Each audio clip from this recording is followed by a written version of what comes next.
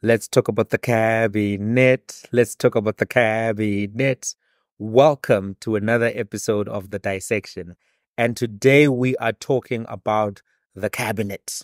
Story of the day, big story of the day is that John Steenhuisen, the leader of the Democratic Alliance, wants to be the vice president of South Africa. A whole vice president, a full vice president. You know, when you go to Nando's and you get the full meal with the chips and the dips and the John Steenhuisen wants to be the vice president of South Africa. Let's jump in. Let's jump into the whole conversation. But I think the first thing that needs to be said is that the cabinet announcement is now going to be delayed. There was some speculation that it would happen today, but now it's going to be delayed. So it's not going to happen immediately because of the kind of disputes that are happening here. What we saw last night from the ANC is that they announced that, the coalition now includes ANC, Democratic Alliance, Patriotic Alliance, Inkatha Freedom Party, Good, Pan-Africanist Congress of Azania, Freedom Front Plus, UDM, United Democratic Movement, Rise Mzansi, and Al Jama. What has been happening over the last few days, particularly between the 18th and the 22nd of June, is that the ANC has been deliberately diluting the coalition in the sense of diluting how much presence the DA itself has in the coalition. Why have they been doing this? Because they want to then offer the DA the minimum number of cabinet slots. Let's look at what the ANC objectives were after the election results. And if I were to put them in three different buckets, they would be secure the presidency and the provinces. Number two, dilute the coalition. Number three, secure the cabinet. How do you secure the presidency?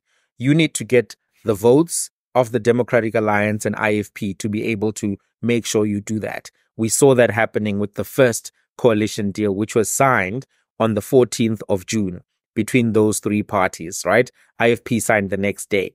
Then the next thing is to dilute the coalition. That's already been happening. That's why Helen Zille was fighting with Fikile Mbalula and actually saying, hey, we were supposed to be consulted. And then the ANC came back and said, no, this is our thing. In fact, we haven't closed the process of getting founding members. Everyone is a founding member. The people who signed on the 14th of June are not the only founding members. Other founding members are going to come. This is why there was that dispute about the Section 24 and even the Section 19.3 of that particular intent agreement. Last objective being to secure the cabinet, right? The ANC, like any other political party, is interested in maximizing its power. Power. This is a game of power, and they want to maximize their power. So in order to do that, they needed to do step two, which is to dilute the coalition. What are the Democratic Alliance objectives? They have, and this is what the reporting is suggesting, they want the vice presidency. They want 10 cabinet positions. They want, of course, seats in the Gauteng provincial executive as well as the KwaZulu-Natal provincial executive. They've already done KZN. They also want to block MK Party and the EFF because they have identified or described those political parties as their mortal enemies, right? This is what the Democratic Alliance wants. What are its bargaining chips? Its bargaining chips are that the markets seem to favor this particular deal. A lot of donors, a lot of business owners gave money to the Democratic Alliance. They seem to favor this deal. They also have a bargaining chip of KwaZulu-Natal and also Gauteng province, because even though the premierships have been secured and even though in KwaZulu-Natal the executive has been appointed, the Democratic Alliance is necessary for that government to remain in place. If they no longer support those particular provincial governments, they will not be able to get to the critical number that they need to form a governing entity. And then obviously the other one is that the ANC is afraid of the MK. So the DA operates as a buffer between the ANC and the MK. right, to prevent the MK ascending, right? So one of the other things that's critical to note is that the Democratic Alliance has asked for a deputy minister position for finance. They recognize that they're not going to get finance, but they want to have the deputy minister position. What else are they looking to get in particular? They're looking to get particular cabinet positions such as, right, they want to have home affairs, water and sanitation, public service and administration, a ministry in the presidency. They do not want to have the police portfolio. And I find this to be a little bit amusing, because the reason why they say they don't want the police portfolio is because they are afraid that they won't be able to fix the problem. So they don't want it to affect them in the next election. You know, this is a very interesting thing that I must pause on. There are, I think, over 25,000 murders that occur in South Africa every year. It's gone up. It used to be 22. Now it's closer to 25, if I'm not mistaken. A significant number of those murders occur in the Western Cape. And I've been one of the people who've often said that, you know, when the DA was speaking about the farm murders, I was perplexed because they were not speaking about, you know, the murders that happen in the Cape Flats, in Khayelitsha, in Langa, in a lot of places, because there's a lot of gang activity that occurs in the Western Cape. You know, the Western Cape is this contradiction, because on one side, you see all of these beautiful developments, you see all of this, you know, affluence. But on the other side, you see a lot of chaos, underdevelopment, and you are very aware that there's crime in a lot of places. But you may not see that crime at Sea Point. You can jog around Sea Point, no problem. But there are areas in the Western Cape which are definitely not safe and are some of the most dangerous areas in the world. So when I asked these DA people about, you know, these contradictions, what they said was, no, you know, crime is a national competency. Police is a national competency. We cannot solve the problem of policing from where we are right here as a provincial government. So why is it being reported now that they don't want it? They don't want police. The whole time, the argument that they were making is that we cannot solve policing at a provincial level. We need to be able to solve it at a national level. So here's an opportunity, DA. Take police. Show us what you've got. Show us that you can actually solve the crime problem. I thought it was an interesting side story here. Now, going to the idea of John Steenhuisen becoming the vice president, this is something that will not be very digestible to the ANC. And the reason is because the president of South Africa has a massive scandal that is still lurking in the waters. Do you remember that the EFF has got a constitutional court case that will be heard in a month or two about Phala and the decisions that were made to block the process of an impeachment hearing?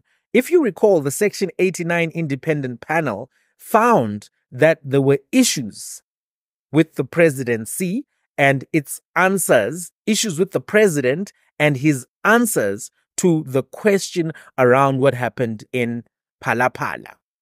You remember that? The panel found that the president had violated the Constitution and also had violated several laws. This is in relation to him keeping the currency in his sofa without, following the proper procedure for handling of foreign currency, and other issues relating to what happened after the money was stolen and attempts to recover that money. So that was a prima facie finding. And they said, you know what, this is enough for you to go on to the second stage, which is to hold a parliamentary inquiry. Why is this all relevant? It's relevant because if that issue comes back, if the Constitutional Court agrees with the EFF and says, hey, actually, the way that this issue was taken off the books of Parliament was not reasonable or rational and was for ulterior motives or unreasonable motives, that issue has to come back, right? That issue has to come back. And if the DA now has the vice presidency, they don't have an incentive to protect President Ramaphosa anymore. They can vote to go through with the process. And I think that if that issue actually gets properly scrutinized, we'll find out way more than the president is comfortable for us to know. And that could mean that he could leave that office of the presidency. He could resign before he's forced out, etc. So for the ANC, if they don't have the vice presidency, that actually clears up the lane for John Steenhuisen to become the president. That's not going to become something that is digestible to the ANC. And also, I think it's something that they would view as backdoor ascendancy to presidency, because if you got 22% of the vote, you definitely should not have a pathway to becoming the president of South Africa when there's a party that has 40% of the vote. The ANC won the plurality of the national election. They are a minority party. They've lost a significant amount, but they still won the plurality.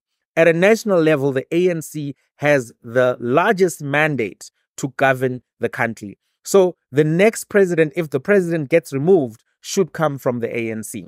What does this mean? It means that the vice presidential position is something that is not desirable to the ANC in and of itself, because this is a game of power and they want to be able to retain that critical position, right? The other issue is that President Ramaphosa may not actually even be able to offer this to the DA, even if he wanted to, because he is still a creature of his own political party. He has a lot of prerogative, but he serves at the pleasure of the ANC.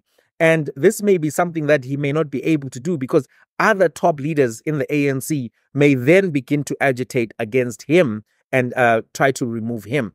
Because you've got Paul Mashatile, you've got Gwede Mantashe there, you've got other people who are ambitious in that top six and in other provinces who are also eyeing the presidency. And they may not be, willing to give up the vice presidency, and as a result may also begin to say, hey, chief, we don't like what this direction that you're going in, and as a result of that, we need you to go as well. So it may be something that he can't even give them, even if he wanted to, right? So those are the dynamics. Now, question being, is John Steenhuisen qualified for the vice presidency, right? The DA says that they believe in meritocracy.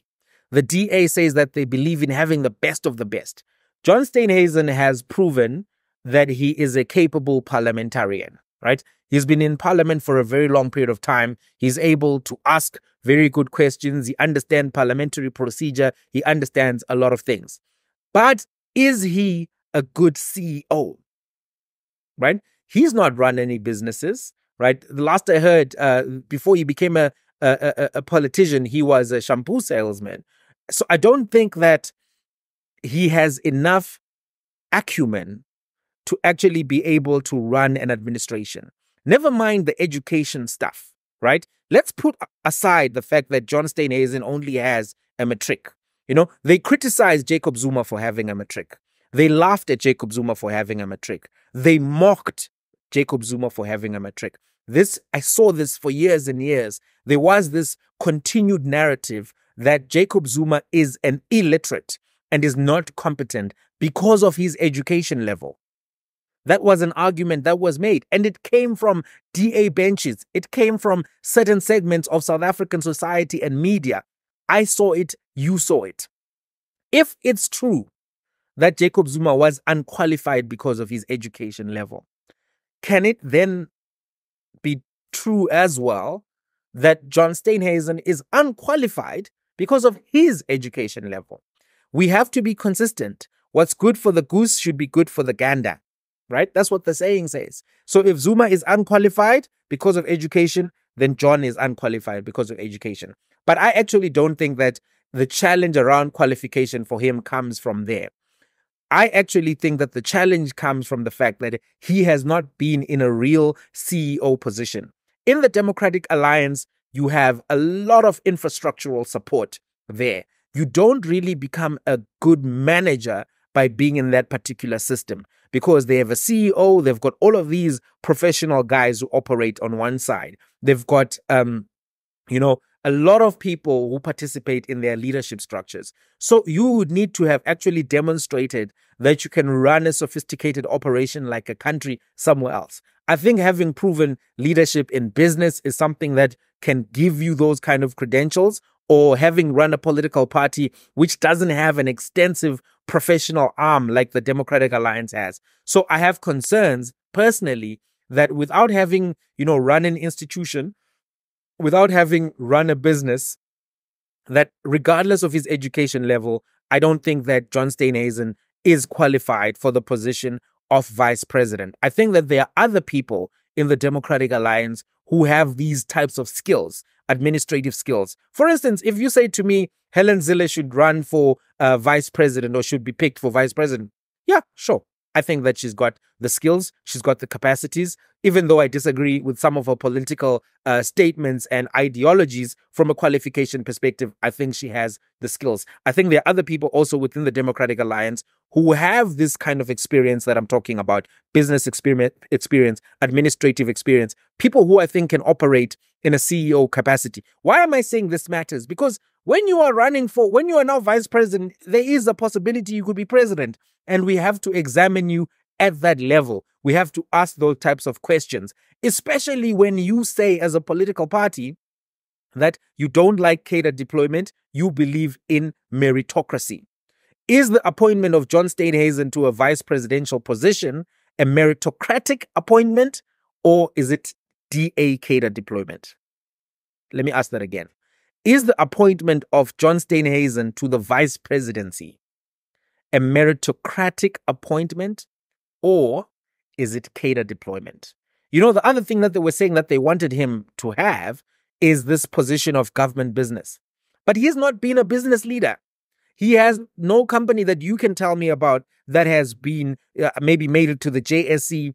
He's not been a business scholar. He's not worked at a business level outside of him being a salesman for the shampoo when he was younger. Is that enough for you to be, the leader of government business? Don't you need to be somebody who's had successful businesses, somebody who has at least some understanding of business, worked in management consulting, worked at some level within the business ecosystem of South Africa, where we can say, no, this guy actually understands how a company operates at all of its levels. He's risen through the ranks of corporate South Africa, and as a result can lead government business.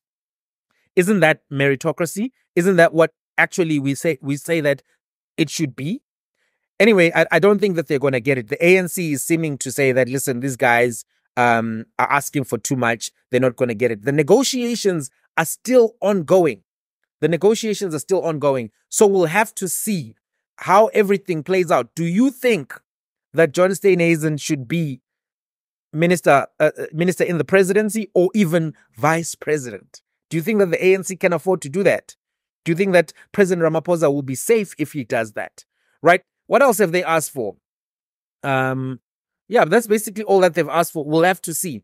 This is why all of this fighting was happening. Now, I want to move away from... these are the... Let me see if I've missed anything. I'm just looking at my notes. No. We covered. The other thing that I want to talk about now is from the public perspective, because we've looked at this from DA perspective, ANC perspective, right? And we've looked at some of the bargaining chips that the different entities have. But what are actually the cabinet considerations everybody should be thinking about in their own personal lives and capacities?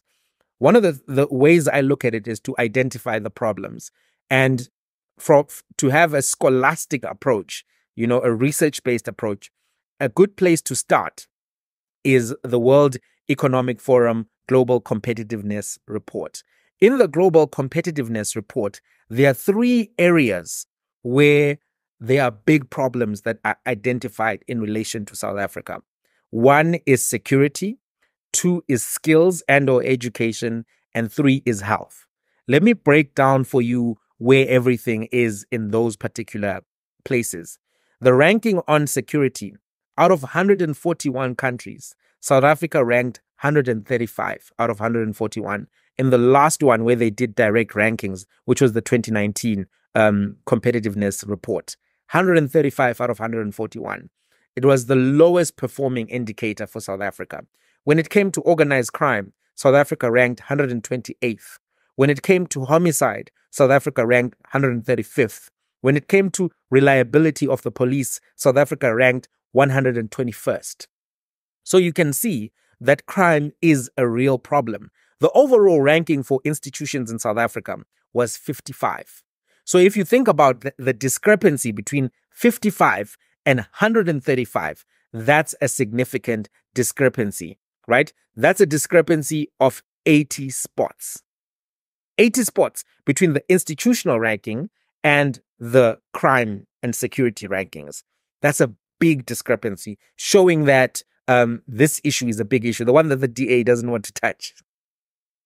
It's hilarious to me that they ran their manifesto on a lot of this, but they don't want to touch that, right? So crime is a very big problem. And I don't have to tell anybody that crime is a big problem, because anybody who lives in South Africa knows that crime is a big problem. A lot of our lives are around trying to manage the crime risks that we are all exposed to. You know, you can't leave gates unlocked. You can't leave windows open. You have to get certain types of doors, toilet doors. There are these security companies, ADT, CAPS, all of these entities that exist to try to keep neighborhood safe. If you go to the mall, the Sandton Mall, for example, people are carrying heavy duty, weapons there to try to keep shoppers safe as they shop. That's not normal. That shouldn't be the case. You shouldn't go to a mall and see guys walking around carrying heavy artillery like it's an airport. That's a sign of a real systemic issue in the nation. The other one is skills. Going to second problem, skills. And these are long-term issues that have to be fixed if you're going to have growth in South Africa for real. We mustn't play around, right? Quality of vocational education, right? The ranking for South Africa at that level was 119 out of 141. Skills of graduates, the ranking of South Africa was 102. Digital skills, 126th out of 141. Future workforce, skills of the future workforce, people currently in high school, primary school, 107th out of 141. So you can see that education is a massive problem. The quality of education affects the quality of skills. The quality of skills affects what the workforce can do. That speaks to manufacturing. That speaks to other types of services that can be provided in this new digital 4IR ecosystem. If you don't have a skilled workforce, you're not going to be able to really see the economic growth that you need, right? Number 3, health. Health is at 118th out of 141, right? The life expectancy in South Africa at that time was 57. It's more or less still the same, right? And that puts South Africa 118th out of the 141 countries that were assessed. So if you look at these problems, you can see that these are the ministries where you need to have the most significant talent and input. When you look also at the budget allocations, right? You had basic education getting 303 billion. You had police getting 125 billion. You had healthcare getting 272 billion. You had social development getting 387 billion. All of these are critical parts of the cabinet which really need high talent, high focus. If you don't have that, then we're not going to be able to see something that will really lead to an improvement in the lives of South Africans. So aside from the discussions around John Steenhuisen, Cyril Ramaphosa, Phala, all of that stuff, we really need to have a conversation about what needs to be done and where are the gaps. The biggest gaps are in these areas. The other thing that needs to be discussed and pointed out around creation of businesses and support for small businesses, because that's part of the conversation. If you want to grow the economy, you need to grow manufacturing, you need to grow small businesses. If you don't do that, it's not going to happen. You can't grow those things while you have a skills problem or skills gap and other issues, right? But going to the financial system, the South African financial system was ranked 19th overall. The insurance sector ranked even higher, very high insurance, I think 3rd, right? 19 overall. Right? In the world, 19th. Great. The overall ranking for South Africa was 60, but the financial market was 19th. And that's good. That's good. You want that, right? It's good. But there's a discrepancy even in that ranking. The financing of small to medium enterprises within the South African financial system was ranked 96th in the world. That's very bad performance. the banks are not providing funding to small to medium enterprises, right?